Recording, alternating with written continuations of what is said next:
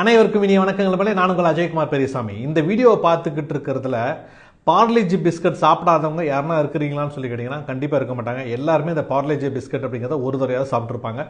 அந்த அளவுக்கு ரொம்ப சக்ஸஸ்ஃபுல்லான ஒரு பிஸ்கட் தான் இது. இந்தியாவில் மட்டும் கிடையாது, சைனாவிலையும் அதிகமாக விற்பனை ஆகக்கூடிய பிஸ்கட் எதுன்னு கேட்டிங்கன்னா இந்த பார்லேஜி பிஸ்கட் தான் நம்மளே. அப்போ இந்த பிஸ்கட்டை பற்றின ஃபேக்ட்ஸ் என்ன, எப்படி இவ்வளோ பெரிய சக்ஸஸ் ஆனாங்கன்னு சொல்லி பார்க்கும்போது, இந்த பிஸ்கட் ஆரம்பித்தது வந்து பார்த்தீங்கன்னா வில்லே பார்லே அப்படிங்கிற ஒரு கிராமத்தில் மும்பையில் 1930 தான் ஆரம்பிக்கப்பட்டது. இதில் பார்லே ஜி அப்படிங்கிறது குளுக்கோஸ் அப்படிங்கிறத ரெப்ரசென்ட் பண்ணுது. ஸோ அதிகமாக நியூட்ரிஷன் வேல்யூ கொடுக்கணும் அப்படிங்கிற எய்மோடு தான் இந்த பிஸ்கட் கம்பெனி வந்து ஆரம்பிச்சிருக்கிறாங்க. அதாவது ஒரு வினாடிக்கு 4500 கஸ்டமர்ஸ் இந்த பிஸ்கட் வந்து வாங்குறதா சொல்லப்படுது. அப்போ எவ்வளோ பெரிய சக்ஸஸ் யோசிச்சு பாருங்க நம்மளே.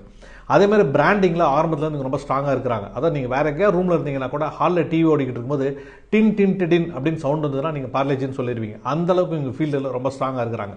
இதுதான் பார்லேஜியோட சக்ஸஸுக்கான மெயின் காரணங்கள் என்பதே. மீண்டும் அடுத்த வீடியோவில் சந்திக்கிறேன். உங்களுக்கு வாழ்த்துக்களும் வணக்கம்.